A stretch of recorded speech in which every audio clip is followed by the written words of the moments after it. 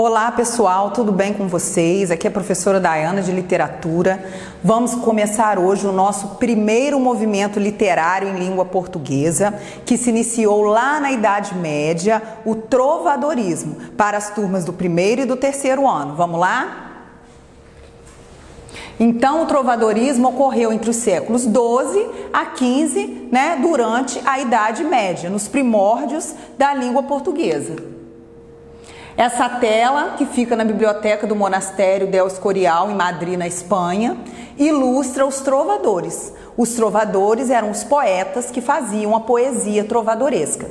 Além de poeta, eram músicos. Então, a poesia do trovadorismo ela era cantada, não só declamada.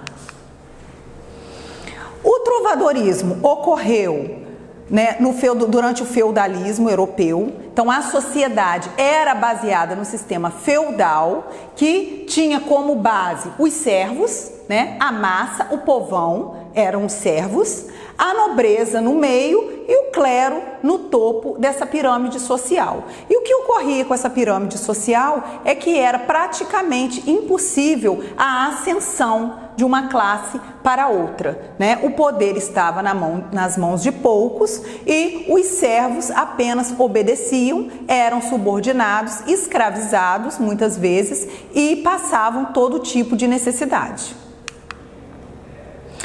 A sociedade feudal, ela se baseava num sistema chamado vassalagem. O que isso tem a ver com a literatura trovadoresca? Mais para frente, a gente vai ver como a vassalagem se relaciona com a literatura, com as trovas. Então, o que era a vassalagem? O vassalo era o cavaleiro que compunha a força militar e garantia a segurança do reino, O vassalo era um cavaleiro. Além de cavaleiro, ele também era um servo, certo?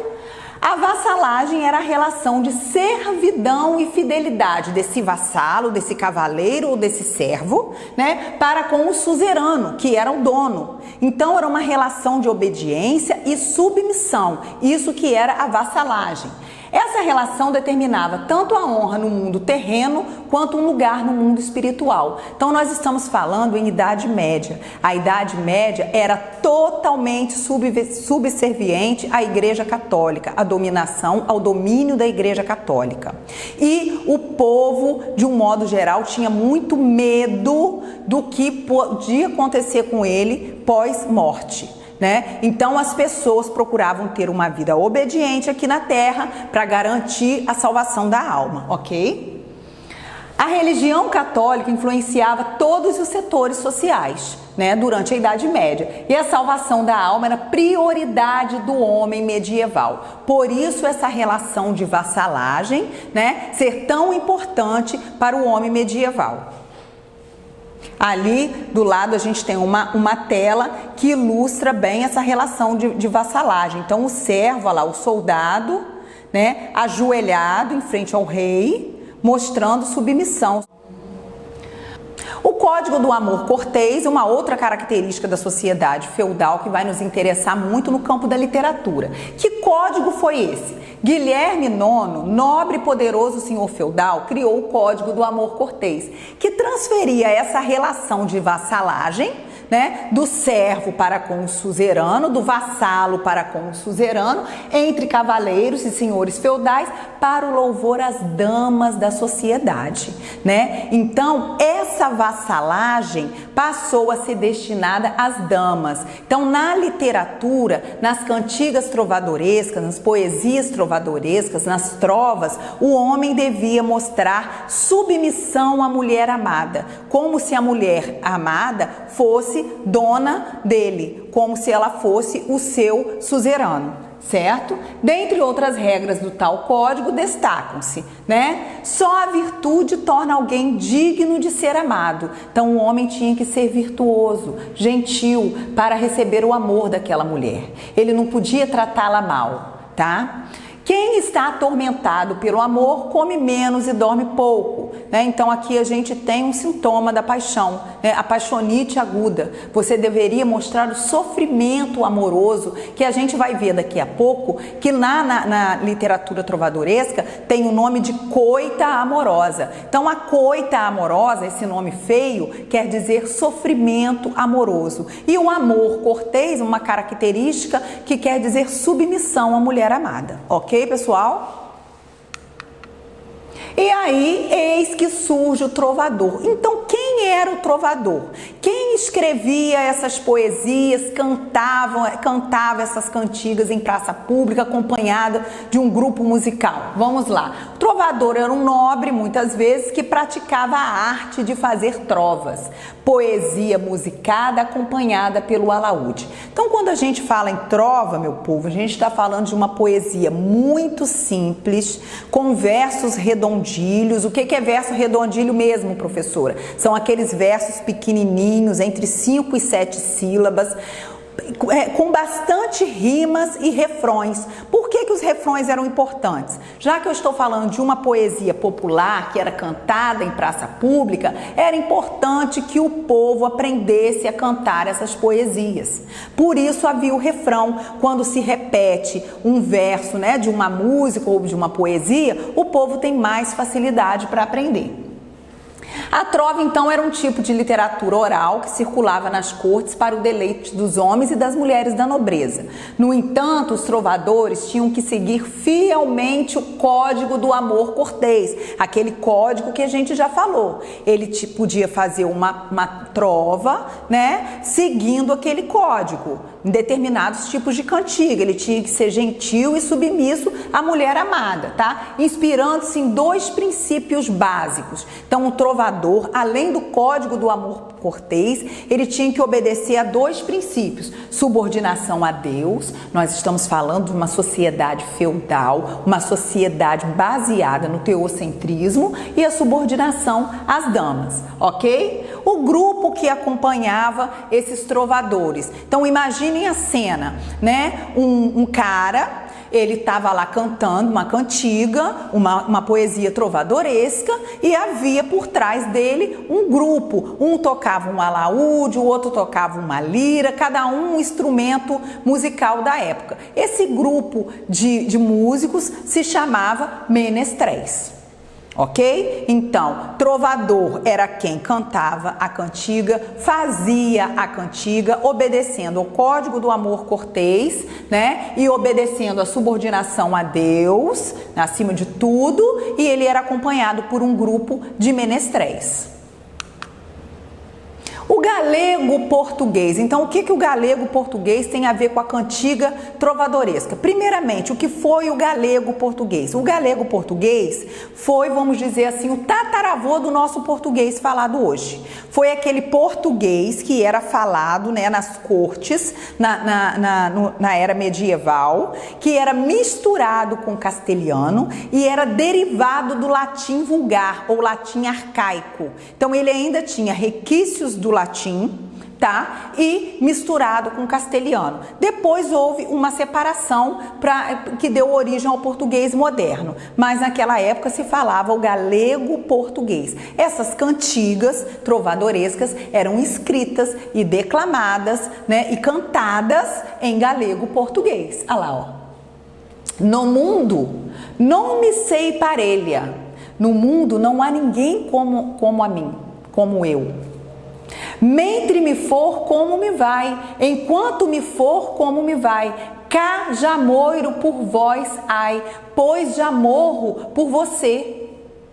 Mia Senhor, branca e vermelha. Observem essa expressão, Mia Senhor. No período medieval, a palavra senhora em galego-português não existia, né? A palavra senhora não existia. E para designar a submissão ao Senhor, eles usavam essa expressão minha Senhor, né? No caso, meu Senhor. O minha até está no feminino, minha, mas o Senhor não, porque a palavra senhora não existia. Então, sempre que a gente encontrar essa expressão minha Senhor numa cantiga trovadoresca ou numa poesia palaciana, que a gente vai ver daqui a pouco num outro momento, ela está se referindo à senhora, a mulher amada. Então, aqui eu trouxe para vocês alguns exemplos exemplos desse galego português, né, dessa língua que era falada ali na região da Galícia, na Península Ibérica, e que era misturada com castelhano. Tudo bem? Vamos passar? As cantigas. Então, durante o trovadorismo, nós tivemos duas manifestações literárias que são estudadas hoje em dia. Nós temos as cantigas e as novelas de cavalaria. As cantigas pertencentes ao gênero lírico, pois eram escritas em forma de poema, e as novelas de cavalaria pertencentes ao gênero prosa, né? Eram escritas em parágrafos, em textos em prosa, como narrativas, ok? Então, vamos lá. Essas cantigas se dividiam em dois grandes grupos, né? Que eram as cantigas líricas e as cantigas satíricas. Então, as cantigas líricas falavam de sentimentos de amor, de saudade, de amizade. E as cantigas satíricas, elas debochavam, elas criticavam determinados grupos sociais ou determinadas pessoas em tom mesmo de deboche, de humor, de zombaria, certo?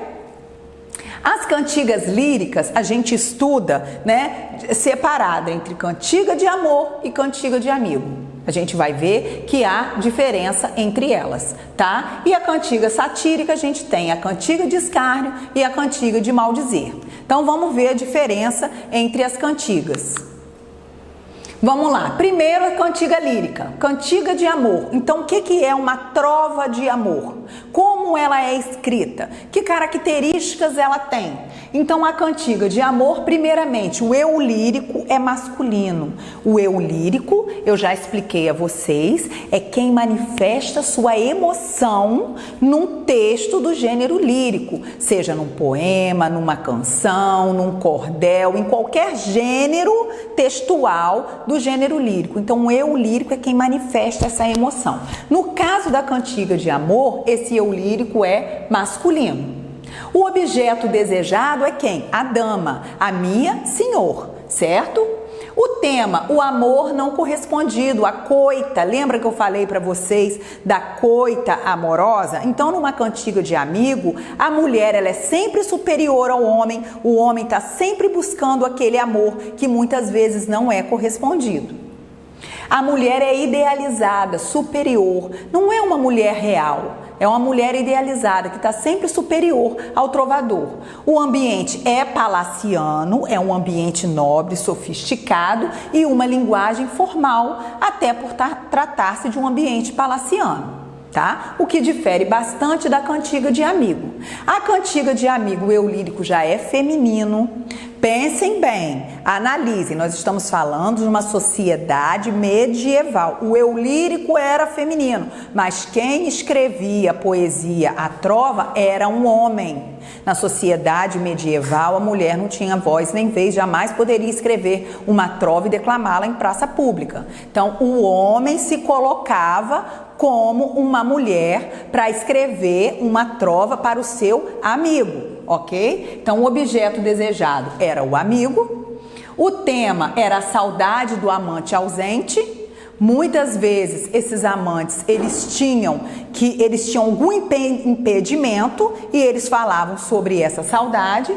A mulher aqui era uma mulher real, concreta, que realmente existia, tá? O ambiente era mais rural, campestre e a linguagem coloquial, ok? Então, basicamente, a gente tem aí duas diferenças que a gente pode marcar bem para diferenciar a cantiga de amor e a cantiga de amigo. O eu lírico masculino e o eu lírico feminino, certo? Agora vamos diferenciar as cantigas de escárnio e de maldizer. A cantiga de escárnio, basicamente a cantiga de maldizer, elas têm a mesma característica, que é fazer um deboche, uma crítica bem-humorada. Porém, o que a gente tem que diferencia uma e outra? Na cantiga de escárnio, a sátira é indireta. Ou seja, eu vou criticar algum setor da sociedade ou alguém, mas por outros caminhos, usando as entrelinhas, sem dizer o nome daquela pessoa ou daquela instituição que eu estou satirizando. Já na cantiga de maldizer, a sátira é direta. Eu vou falar mal e vou dizer o nome de quem eu estou falando, tá? A pessoa era muito corajosa ao fazer uma cantiga de maldizer. Outra diferença, na cantiga de escárnio eu tenho o uso de ironias e trocadilhos, tá? O que também acontece na cantiga de maldizer.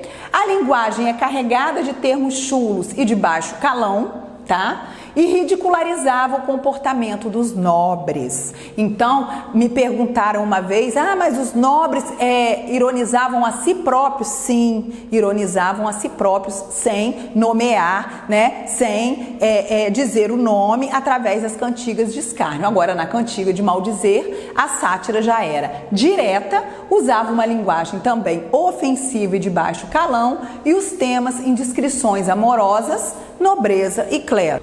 Por último, nós vamos ver a nossa última manifestação literária do trovadorismo, que foram as novelas de cavalaria. Então, o que foram essas novelas de cavalaria?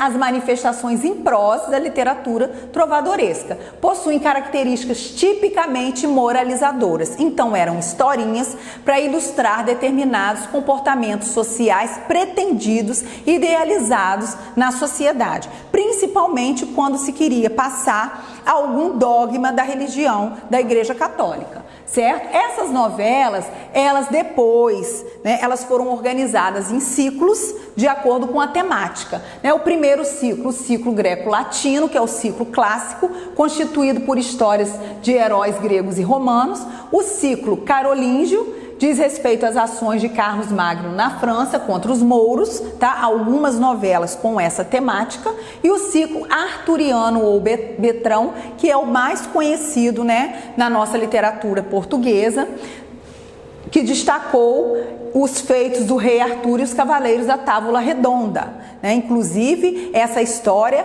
ela já foi tema de outros filmes, até filmes bem atuais. A novela mais relevante desse ciclo é A Demanda do Santo Graal. A obra tem sentido moralizante e defende que todo o amor deve ser voltado a Cristo e a Deus, sendo considerado pecado toda espécie de amor carnal. Então, aquilo que eu falei para vocês, as novelas de cavalaria são a manifestação em prosa do trovadorismo, tinham caráter moralizante e sempre pretendiam passar um dogma, um princípio religioso, ok? Com isso, então, a gente encerra a nossa aula sobre o trovadorismo. Vou deixar para vocês um exercício para vocês fazerem no material de vocês.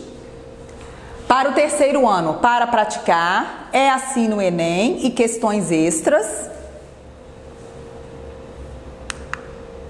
E para o primeiro ano, lá no livro de vocês, aplicando conhecimentos, na página 210, e consolidando saberes. Atenção, primeiro ano, que essa aula de vocês corresponde a 2 aulas do material, tá? Por isso que tem essa diferença aí de páginas, ok? Bons estudos para todos e até breve.